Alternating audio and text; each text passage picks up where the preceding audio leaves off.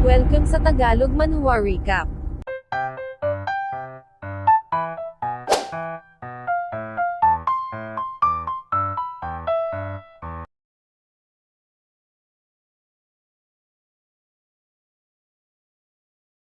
Wow, saad ni Xiaomang ito raw ay napaka-amazing ngayon, sa wakas maaari na raw siyang maging katulad ni Brother Chen at Lord Xin. Ngayon demons katakutan na siya ng mga ito, mayroon na siyang kapangyarihan at agad na nagnakaw ng yakap at halik kay Chen Fan. Brother, salamat, sasabihin niya raw kay Auntie Leo ang patungkol dito. Napasabi si Chen Fan sa kanyang isip na hindi pa siya nakakahanap ng method na tuluyang magdidispel sa bloodline curse ng mga Chinese, ngunit nagawa niyang matanggal ng walang kahirap-hirap ang curse na kay Xiaomang. Talagang ito raw ay isang true dragon, tiyak na maaabot nito ang nascent soul realm sa loob lang ng 100 taon. Ito ay ang magsisilbi niyang regalo sa kanyang mga kalahi. Makalipas ang ilang buwan, my lord, saad ni Elder Ding, ilang araw na rong wala si Xiaomang. Napakalumbay daw ng bahay kung wala ito, sumagot si Chen Fan na malamang iyon daw ngayon ay binibigyan ng intense na training ng mga elders ng Ancestral Temple at lumipat na nga ang eksena sa pinaka-sacred na lugar ng Guhua Town, ang Ancestral Temple, kung saan makikita ang pagdating ng ilang mga cultivators. Napasabi si Chen Fan sa kanyang isip na kayang sakupin ng kanyang divine sense ang buong Guhua Town, kaya paanong hindi niya makikita ang pagsusumikap ni Xiaomang. Interesting, hindi raw siya makahanap ng anumang records patungkol sa bloodline curse, at lalong wala siyang nakuhang impormasyon patungkol sa Heavenly Lord ng Yuntian Palace. Sigurado raw siyang ang mga tao rito ay descendants ng mga cultivators mula sa Earth dahil sa mga cultivation arts na ginagamit ng mga ito na heavily influenced ng mga cultivation arts ng Yuntian Palace. Maybe kailangan niya rong bumisita sa mga secret rooms nang biglang mayroong kumatok sa gate. Saad ni Elder Ding, mukhang umuwi na raw si Xiaomang, ngunit pagbukas niya, iba ang bumungad sa kanya. Sir, saad niya ang lugar daw na ito ay private, ngunit sinabi ni Chen Fan na papasukin niya ang mga ito. Saad ni Chen Fan malamang ang mga ito raw ay ang Black Armor Legion. Tinanong ang isa kung ito ba ang kanilang leader na si Qin Luo. Impudent, sigaw ng isa, wala rong nakikipag-usap ng ganito sa kanyang lord, lumuhad daw ito. Sinabi ni Qin Luo na ang alam lang nila ito ay si Chen Fan, hindi nila alam kung saan ito nanggaling, pati na ang servant nito na isang expert pagdating sa mga medicines at elixirs. Naabot na nito ang at least ethereal enlightenment level, otherwise hindi nito nagawang mapatay ang Water Fae at mailigtas ang kanilang goddess. Tama raw ba siya, na siyang labis na ipinagtaka ni Elder Ding, napatanong kung ano ang ibig nitong sabihin. Ngunit sinabi lang ni Qin Luo kay Chen Fan na wala siyang pake kung sino pa man ito at kung saan ito nanggaling, at wala rin siyang pake kung anumang paraan ang ginamit nito upang ma-unlock ang talent ng kanilang goddess. After all, halos ang lahat daw ng mga Chinese ay mayroong kanya-kanyang paraan upang matanggal ang kani-kanilang mga kadena. Nandito lang daw siya upang sabihin ang isang bagay. Sa ngayon si Xiaomang ay ang siyang pinaka-precious na asset ng mga Chinese upang ma-regain nila ang kanilang glory, kaya hindi siya makakapayag na mayroong humadlang kay Xiaomang, kaya kapag ganoon ang ginawa nito, papatayin niya ito. Hindi umimik si Chen Fan, umalis na ang mga Chinese. Master, saad ni Elder Ding, nagtanong kung ano ang ibig sabihin nun. Sumagot si Chen Fan na binigyan siya nito ng warning, ang duda niya ay mayroon dong mga tao doon sa Ancestral Temple na hindi gusto ang connection na mayroon siya kay Xiaomang. Ilang sandali pa ay mayroong dumating nagsabing si Xiaomang ay nasa secluded training, kaya ito raw ay hindi makakauwi ng ilang araw at makikita ang reaksyon ng dalawa. Makalipas ang 3 buwan ay umuwi na si Xiaomang, agad na sinalubong ng dalawa. Sinabi ni Xiaomang na hinayaan siya ng kanyang great-grandpa na magkaroon ng short break, yumakap kay Chen Fan, besides miss na miss niya na raw ito ng husto at si Grandpa Ding, at mapapansing nag-aabang sa labas ang grupo ni Qin Luo. Now saad ni Chen Fan, tumahan na raw ito, hindi raw ba't kasama na siya nito ngayon. Good saad ni Elder Ding, ipagluluto niya raw ito ng kanyang paboritong pagkain na siyang labis na ikinatuwa ni Xiaomang, agad na yumakap kay Elder Ding, ito raw ay napaka-awesome. Makalipas ang ilang sandali ay nakahanda na ang pagkain, saad ni Xiaomang, napakarami rong pagkain sa mesa. Tugon ni Elder Ding, kumain lang ito hanggat gusto nito, sinadya niya raw ito para rito. Brother, saad ni Xiao Mang, mayroon dong maraming mga grandpa na mayroong puting balbas doon sa ancestral temple, tinuruan daw siya ng mga ito ng iba't ibang bagay araw-araw. Napa-contemplate si Chen Fan nang marinig ang patungkol sa mga white-bearded old man na ito. Siya nga pala, dagdag ni Xiao Mang, na meet niya rin daw pala doon si Master Qin Luo. Even though sinasabi ng lahat na ito ay napaka-cool, ito ay ngumingiti sa tuwing nakikita siya nito. Nakita niya rong hinati nito ang isang halimaw na kasing laki ng isang bundok. Ito raw ay napaka-impressive, ngunit biglang tumahimik si Xiao Mang. Hindi sambit niya sa kanyang isip ang kanyang brother daw ay hindi kasing lakas ni Master Qin Luo. Nasaktan niya raw ba ang feelings nito sa sinabi niyang yun, ngunit ngumiti lang si Chen Fan. Tumayo si Xiao Mang, brother, hayaan daw nitong protektahan niya ito sa hinaharap. Siya ay magiging mas malakas pa at hindi na ito mag-aalala pa patungkol sa kanya. Alright, tugon ni Chen Fan, hihintayin niya raw ito. Pagsapit ng gabi ay pumasok si Qin Luo. Goddess, oras na raw upang bumalik ito. Master Qin, tugon ni Xiao Mang, maaari daw bang manatili muna sila rito ng mas matagal pa? Ngunit sumagot lang si Qin Luo na ito ay isang Chinese cultivator, hindi ito maaaring mag-slow down, otherwise paano nito mapoprotektahan ang kanilang mga tao sa hinaharap. Lumingon si Xiao Mang kay Chen Fan, brother, hindi raw siya mag-e-slack off, magsusumikap siya ng gusto para rito. Inilapat ni Chen Fan ang kanyang kanang kamay sa ulo ni Xiao Mang. Sige, pumunta na raw ito doon, mayroon pang maraming opportunities sa hinaharap. Sabay hakbang pa at ras mapapansin ang tingin na ibinigay ni Qin Luo sa kanya at umalis na sila. Napasabi si Chen Fan sa kanyang isip na sa tingin niya ang great grandpa na tinutukoy ni Xiao Mang ay si Zai Chanying, ang great elder ng mga Chinese. Lumalabas na mukhang tanging ang mga Grand Elder lang ang nakakaalam patungkol sa Forbidden Areas. Bibisitahin niya raw ba si Zai Chanying? Pagsapit ng umaga ay mapapansin ang paglipad ng ilang mga cultivators ng Guhua Town. Maririnig ang nakakapanindig balahibong pagkalimbang ng kampana. Sa ibang dako ay makikita ang grupo ng mga nilalang. Ini-report ni Elder Ding na narinig niya rong ang mga barbaric dragons ay nasa border. Ang dalawang city ng mga Chinese ay nakahanda ng lumaban. Barbaric dragon, patanong na saad ni Chen Fan, ang mga ito raw ay nagmula sa exotic race, at nasa ilalim ng protection ng isang golden core cultivator.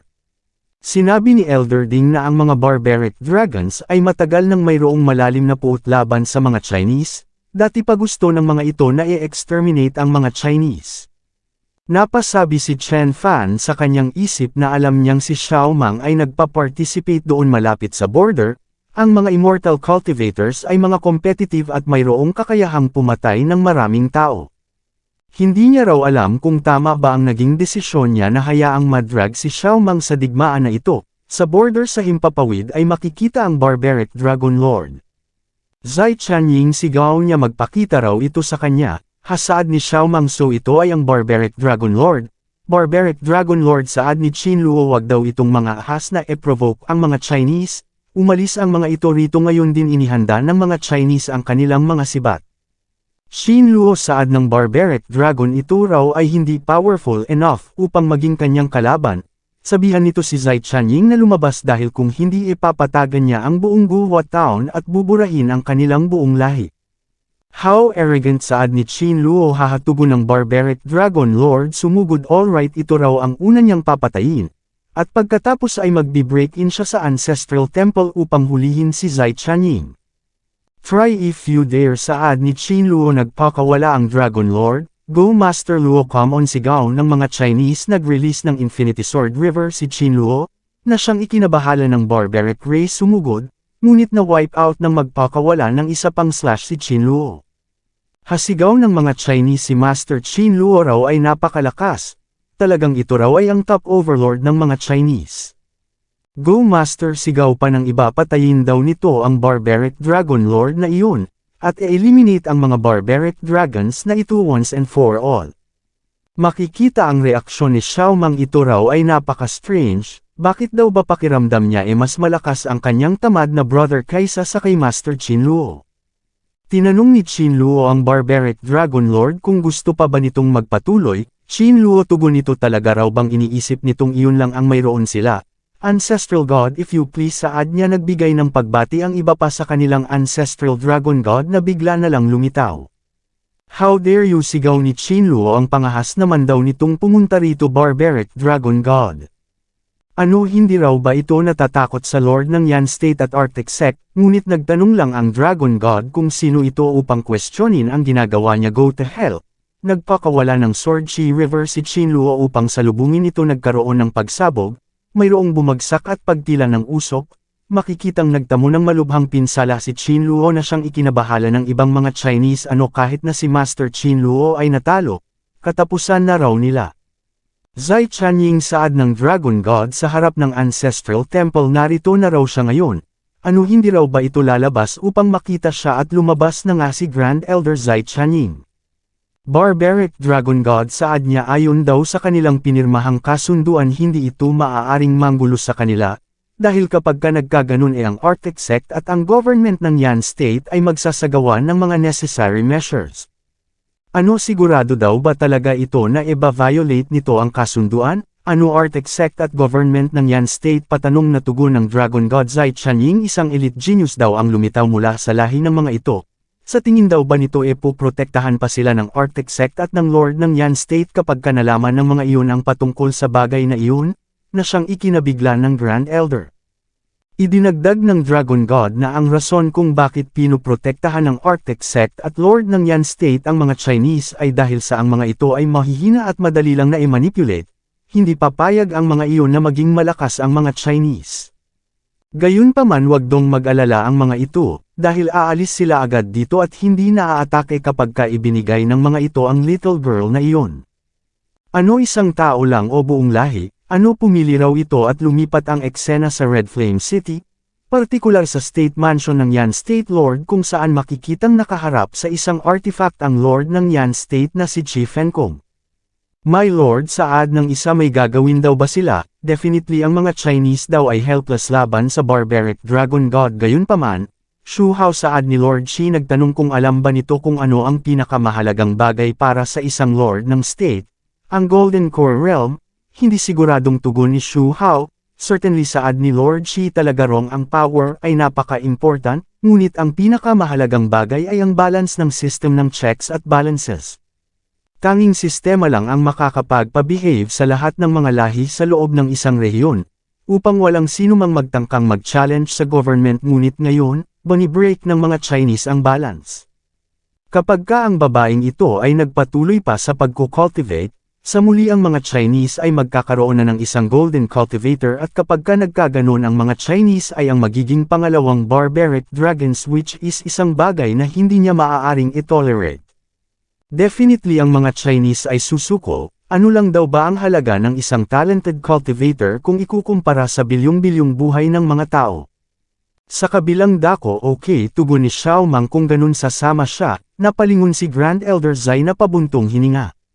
Bumangon si Qinluo. No goddess, iyon daw ay hindi maaari. Ngunit sumagot lang si Xiao Mang na nakahanda siyang i-sacrifice ang kanyang sarili para sa kapakanan ng kanilang lahi. Tumawa ang Dragon God, aatake patungo sa kanya. Nagpakawala. Hindi nakaimik ang lahat. Napasabi si Xiao Mang sa kanyang isip na hindi siya makapaniwalang napakakalmado niya sa harap ng kamatayan. Brother, patawad, hindi niya na raw ito uli may pagluluto pa ng sticky rice cake. Napapikit tumulo ang luha. Nang biglang nag-extend ang isang kamay, nag-cast ng finger art, tinanong ang Dragon God kung tinanong na ba siya nito bago nito kunin ang buhay ng little girl na ito. Iminulat ni Xiao Mang ang kanyang mga mata't nagulat nang makita si Chen Fan sa harap niya. Hasambit ni Qinluo, hindi raw ba't ito ay isang ethereal enlightenment cultivator lang? Napakadareng naman daw nito upang mangahas na i-offend ang barbaric Dragon God. Saad ni Grand Elder Zai, talaga raw bang ito ay? Sino, kasigaw na tanong ng Dragon God. Nagpakilala ang ating bida, siya raw ay si Chen Fan, brother ni Xiao Mang. Chen Fan, patanong na tugon ng Dragon God. Narinig niya na raw ang patungkol dito. Ito ay hindi isang golden core cultivator, kaya ang pangahas naman daw nitong pigilan siya. Kung ganon, hayaan nitong gawin niya itong basura gaya ng ginawa niya kay Qinluo. Dai, sigaw niya sabay pakawala. Ngunit madali lang itong nineutralize ni Chen Fan gamit ang isang finger slash. Hasambit ni Qinluo, ang true essence daw nito ay terrifying, na tila ba ito ay isang golden core cultivator. Sa kasamaang palad, dagdag ni Grand Elder Zai, after all ito ay hindi isang golden core cultivator, Maaari daw sana nitong i-turn ang tide kapag ka nagkaganon. Kid sigaw ng Dragon God, hayaan daw nitong ipakita niya kung ano ang kayang gawin ng isang true God. Inactivate ang kanyang Dharma domain, sumugod ang ilang ghost spirit. Uno sambit ni Grand Elder Zai sa kanyang pagkagulantang sinabihan ang lahat na umatras, agad na inactivate ang hawak niyang talisman. Hahasaad ng Dragon God, sa tingin daw ba nito mapipigilan siya ng isang hamak lang na talisman, pinagtatadyakan binasag. Ito raw ay useless, ang lahat ng kanilang mga atake ay baliwala sa harap ng isang true God, pagtatadyakan niya raw ang mga ito hanggang kamatayan. Xiao Mang, saad ni Chen Fan, nagtanong kung ito ba ay natatakot. No, hindi ako natatakot brother, pangiting tugon ni Xiao Mang. Kung ganun, saad ni Chen Fan, panuurin daw nito kung paano niya talunin ang bad guy na ito rito sabay activate sa kanyang mga core. Agad na nag-release ng matinding divine energy, nagpakawala ng isang divine feast, nagkaroon ng pagsabog. Napabulwak ng dugo ang Dragon God, sumugod uli si Chen Fan, nag-emit ng dilaw na light beam, natulala ang mga Chinese. Halos mawasak na ang katawan ng Dragon God. Paano ito naging posible, sambit niya? Makikita ang reaksyon ni Grand Elder Zai at Qin Luo, at ni Lord Shi na kasalukuyang pinapanood ang kaganapan sa pamamagitan ng kanyang artifact. Nagkaroon ng matinding pagsabog. Nagbunyi ang mga Chinese, hooray hooray, nanalo daw sila. Ancestor, saad naman ni Grand Elder Zai, sa wakas mayroon na raw silang isang perfected cultivator, gayunpaman, lumalabas na nakasurvive pala ang dambuhalang butiki. O, saad ni Chen Fan, hindi pa raw pala ito patay. Hey, tugon ng Dragon God, ano raw ba kaya kung itigil na nila ito rito, kasalanan niya raw ang lahat sa pagkakataong ito, aalis daw sila sa rehiyong ito ngayon din at hindi na uulitin pa ang ginawa nilang ito. Idinagdag sa kanyang isip na ang kanyang domain ay na-broken at ang kanyang divine body ay nagkaroon ng crack. Kakailanganin niya ng at least isang siglo upang mapagtagpi-tagpi ang kanyang katawan, ang paghihiganti ay makakapaghintay. Ngunit nag-infuse lang ng divine chi si Chen Fan. Ano, sigaw ng Dragon God, talaga raw bang gusto nitong maglaban sila hanggang kamatayan?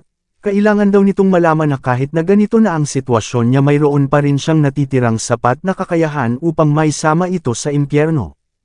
O ganoon ba ang tingin mo, tugon ni Chen Fan sabay release ng Divine Palm. Napasigaw ang Dragon God, nagkaroon ng matinding pagsabog.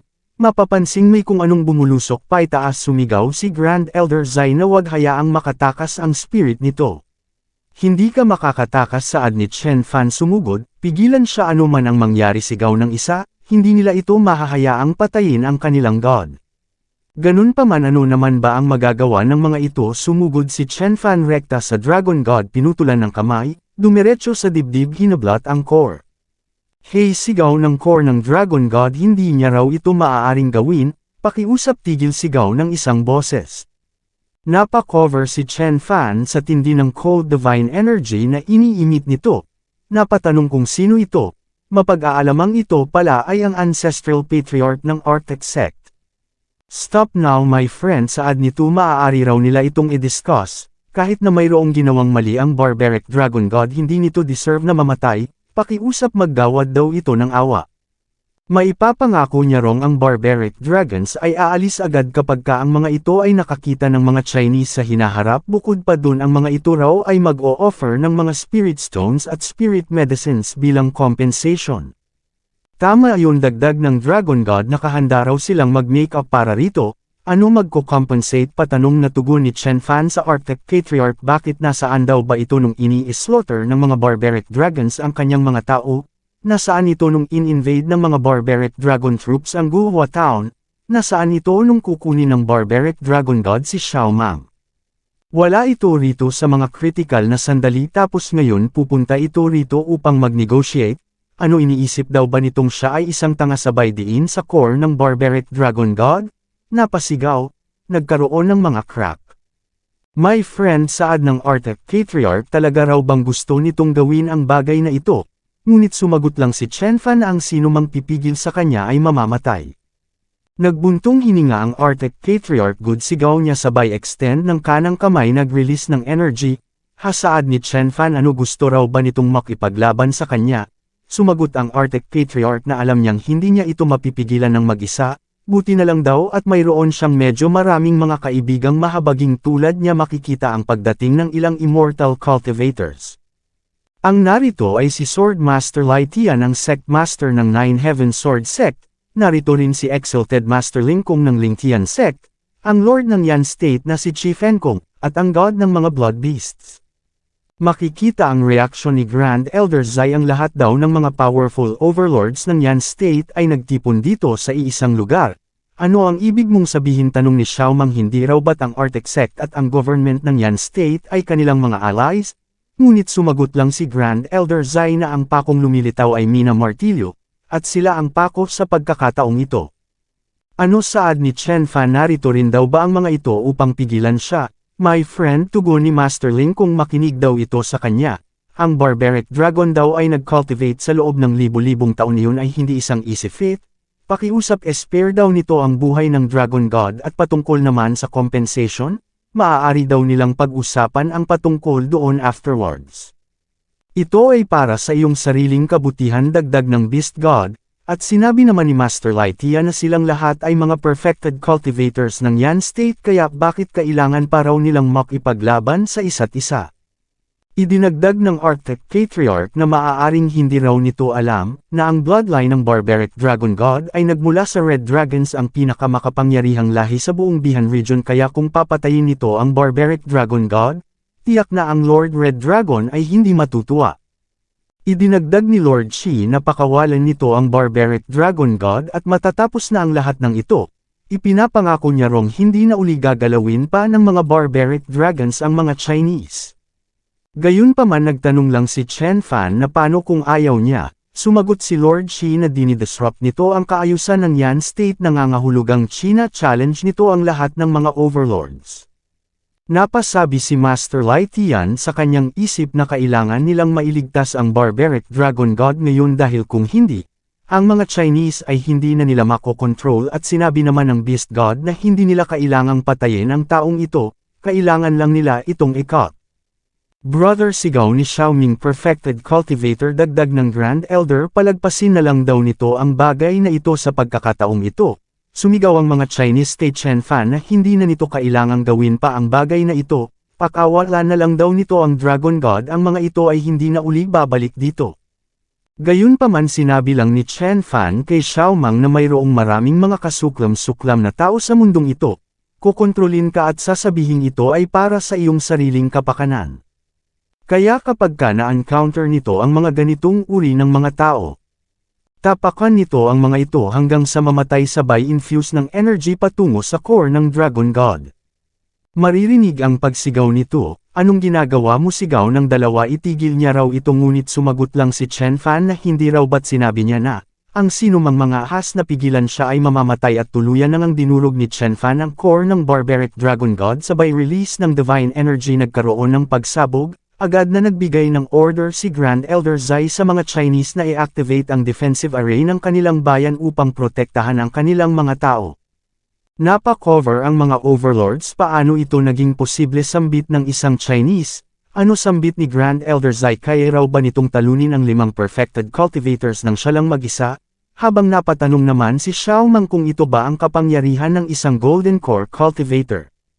Kung magiging ganito lang daw sana siya kalakas, maaari niya na raw sanang matulungan ang kanyang brother, imbes na magtago sa likod nito.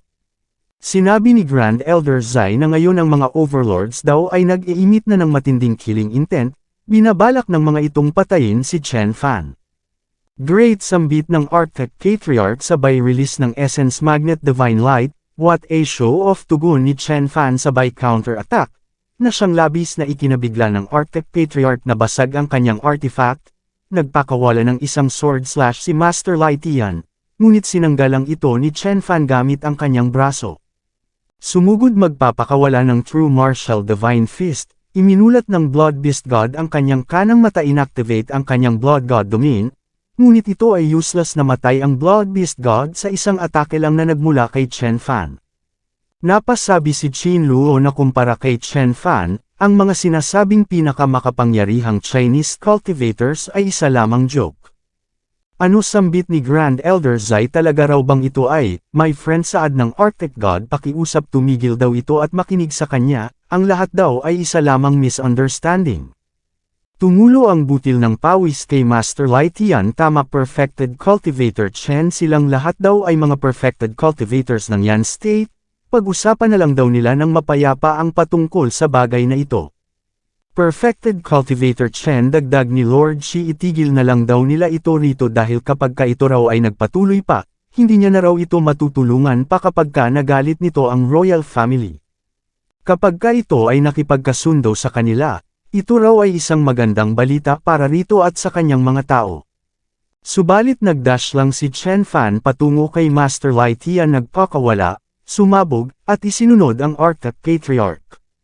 Very well, saad ni Lord Shi sabay release ng Divine Energy. Bakit, tanong ni Chen Fan, ano gusto rin daw ba nitong makipaglaban? Napatiklop ng kamao si Lord Shi, ikanalma ang kanyang sarili.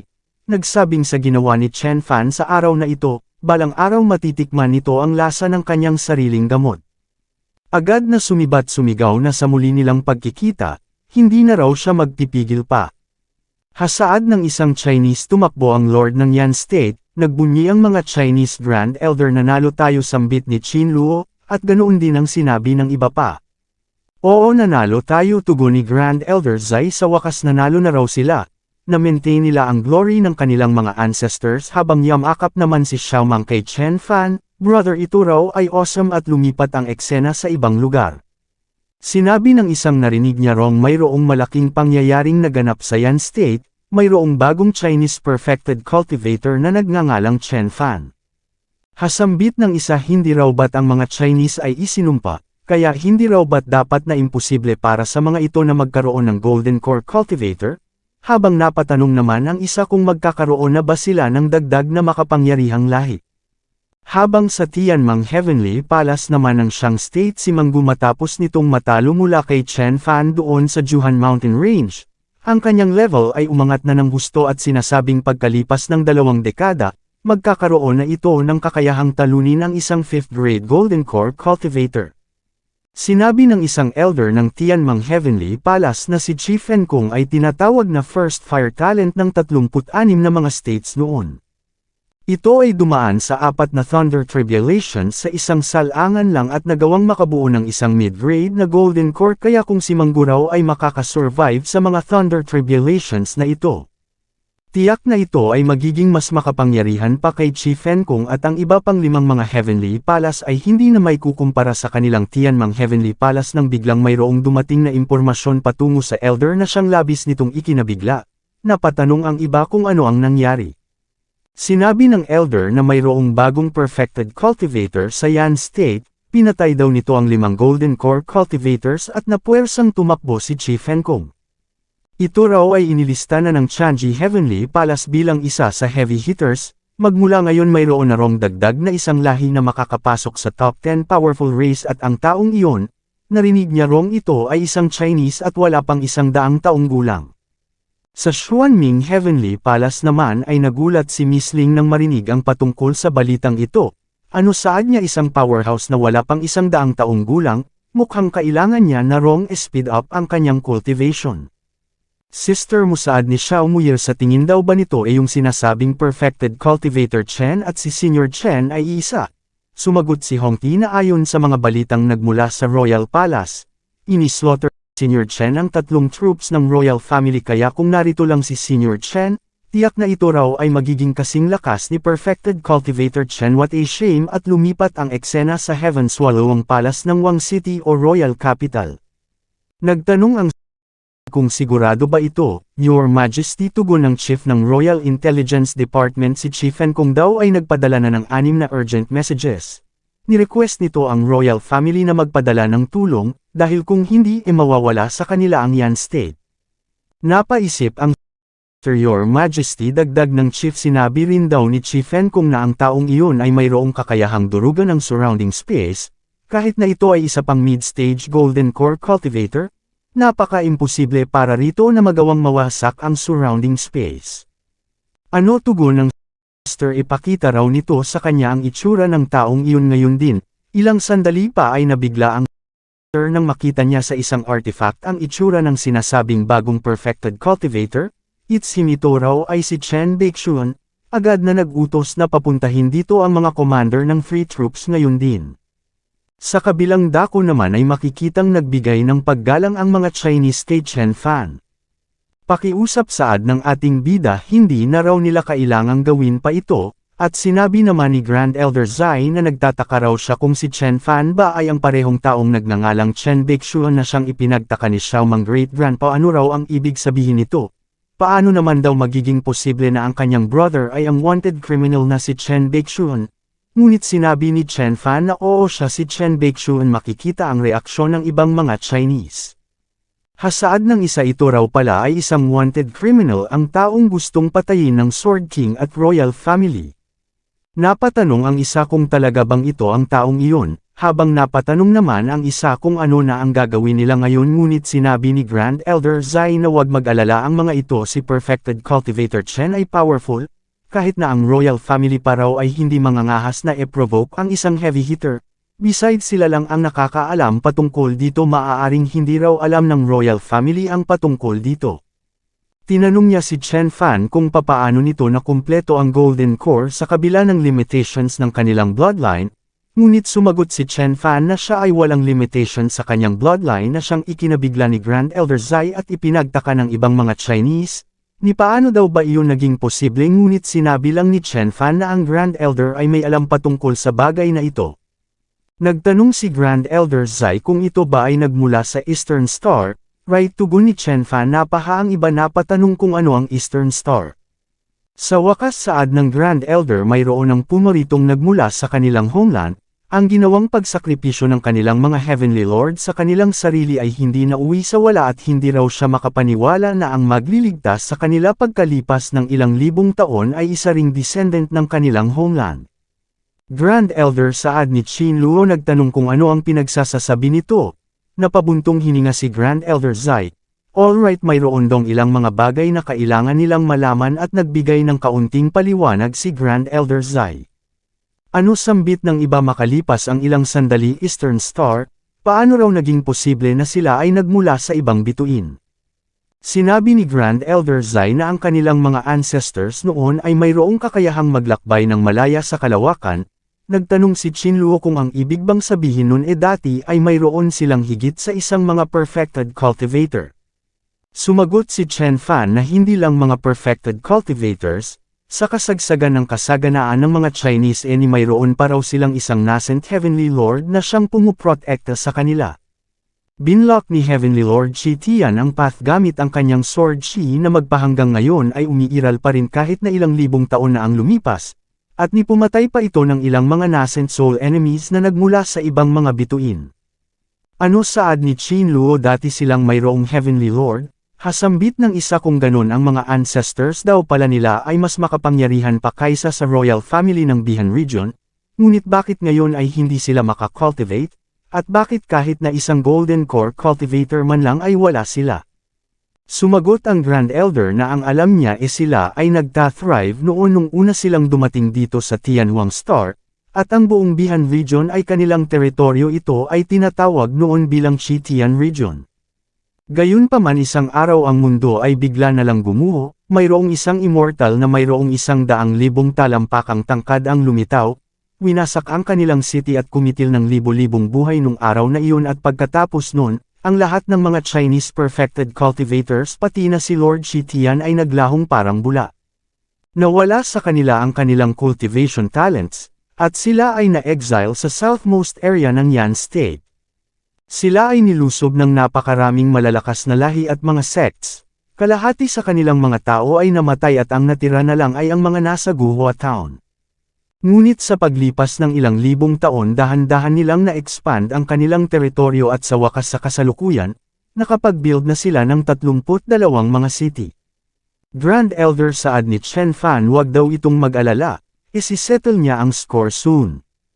Agad na lumuhad ang dalawa. Salamat Perfected Cultivator Chen, saad ni Qin Luo. Idinagdag ng Grand Elder na siya na si Zai Chanying. On behalf sa bawat kaluluwa ng lahat ng mga Chinese Perfected Cultivator Chen, ipinapaabot niya raw ang kanilang pasasalamat at mula doon ay lumipat ang eksena sa isang partikular na lugar kung saan binasa ni Chen Fan ang isang account. Ang immortal ay mayroong tangkad na 100,000 talampakan, ito ay nakatayo na kayuko sa buong syudad, mayroong ilang katagang binibigkas.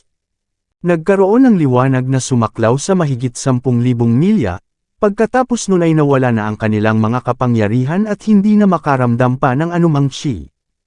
Mula sa kataga ng Immortal ay nagmaterialize ang isang napaka-makapangyarihang Grand Divine Power, nagtataglay ng napaka-terrifying na counter-force. Itiniklop ni Chen Fan ang libro na patanong sa kanyang sarili kung sino itong mayroong ganoon katinding hate sa mga Chinese, bakit gusto ng mga ito na mag-suffer ng ganito kat hindi ang mga Chinese.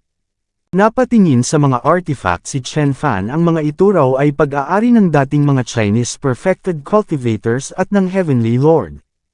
Ang mga ito ay ginamit nila sa pagpatay sa hindi mabilang na mga overlords ngunit sa sandaling ito. Ang mga ito ay nakaupo na lang dito nagmistulang decoration na hindi napapansin. Natuon ang kanyang atensyon sa isang espadang putol na stained ng dugo, kinuha sinuri na patanong sa kanyang sarili kung ito ba ang blood of a nascent soul predator? Hindi raw ba kaya na ito ay ang espada ng nascent soul Heavenly Lord? Nag-infuse ng chi si Chen Fan mapapansing ito'y dahan-daang nakikleanse, ito raw ay isang heavenly treasure. Hindi ito raw ay parte ng isang heavenly treasure to be precise at even though ang artifact spirit nito ay nawasak na, still ito pa rin ay napaka-powerful. Don't worry, saad niya hindi niya raw ito hahayaang lumunin lang ng alikabok, kukunin niya ito at gagamitin sa pagpugot sa mga ulo ng mga evils na nasa likod ng lahat ng ito, at magre-refine pa raw siya ng ilang mga artifacts na ibibigay niya sa mga elders ng ancestral temple at mula doon, ang perfected cultivator ceremony ay nagsimula na. Ini-announce ng Grand Elder na ang Perfected Cultivator Ceremony ay intended para sa appearance ng bagong Perfected Cultivator mula sa kanilang lahi. Ang araw na ito ay pagpapasalamat sa mga sakripisyo ng kanilang mga ancestors at sa parehong pagkakataon, announcement ng kanilang pagbabalik sa cultivation community. Sa himpapawid ay maririnig ang mga pagbati, sinabi ng Grand Elder ng Arctic Sect na siya ay narito upang magpaabot ng pagbati kay Perfected Cultivator Chen, naway ito ro'y maging invincible. Nagpaabot din ng pagbati ang Deputy Sect Master ng Dawang Sect ng Xiang State, at maging ang Blood Beast King. Hasaad ni Xiao Wuyer napakarami rong mga tao, sinabi ni Miss Ling na ang Bihan Region ay nakakapag-produce lang ng isang perfected cultivator bawat mahigit isang dekada, kaya syempre ang lahat ay gustong mag-establish ng relationship sa bagong perfected cultivator na ito. Si Gu Lingzi at Xu Chanyo ang mga elites na ito ay nandito rin, idinagdag sa kanyang isip na bago ito si Chen Beixuan ay bigla na lang lumitaw at tinalo silang lahat, at pagkatapos nun ay lumitaw naman ang Perfected Cultivator Chen na ito na pumatay ng maraming mga Golden Core Cultivators tuluyang inagaw ang spotlight. Sinabi niya sa dalawang manatiling malapit sa kanya, ang lahat daw ng mga narito ay mga overlords at kahit na siya ay hindi magtatangkang e-provoke ang mga ito na agad namang sinang-ayunan ng dalawa. Ngunit pagbukas ng gate makikita ang reaksyon ng tatlo, nagulat nang makitang ito ay si Chen Beixuan. Imposible saad ni Miss Ling si Chen Beixuan daw ay pinatay na ng mga White Python Guards, ano saad ni Hongti si Perfected Cultivator Chen ay si Senior Chen, at maging si Gu Lingzi ay hindi rin makapaniwalang buhay ito. Ngunit ang i-expose daw nito ang kanyang sarili rito ano iniisip daw ba nitong ang royal family ay grupo ng mga tanga.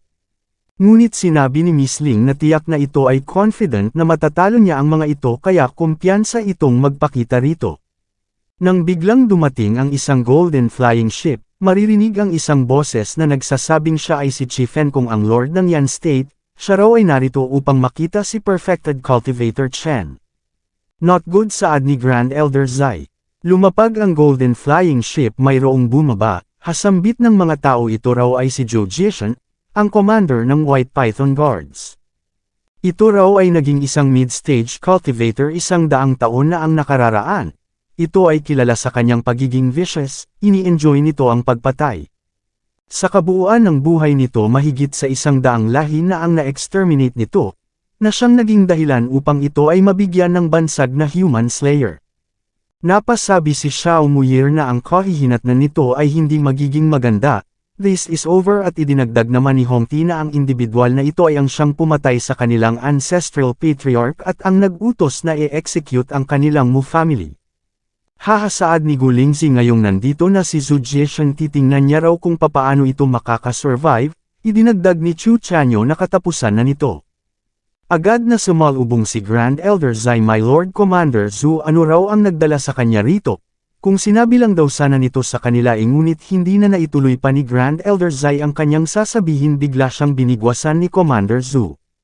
Naglabas ng espada si Qin Luo, nag-infuse ng qi, nagtanong kung ano ang ginagawa nito.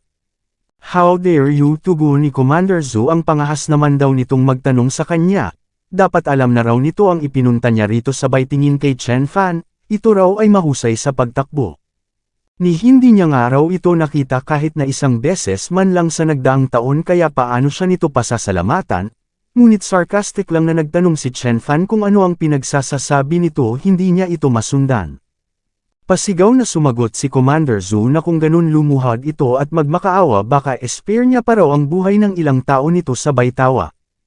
So tugon ni Chen Fan, so ano ang binabalak nitong gawin? Ikulong siya. Chen Baixuan, saad ni Lord Qi, ito raw ay nag-commit ng felony. Kinuha nito ang bloodline ng Imperial Prince, kaya sumuko na raw ito at mag-confess sa kanyang mga nagawang kasalanan ngayon din. Ngunit sumagot lang si Chen Fan na siya ay isang Chinese perfected cultivator habang si Zhao Qing ay isa lamang unimportant person. Disrespect siya nito, kaya reasonable lang kahit napatayin niya pa ito, not to mention ang ginawa niya lang ay ang kunin ang bloodline nito. Cut the crap, sigaw ni Lord Qi. Ang prince daw ay descendant ng royal family. Si Lord Bihan lang ang mayroong karapatan sa kung ano ang gagawin kay Zhao Qing, iyon ay hindi nito business.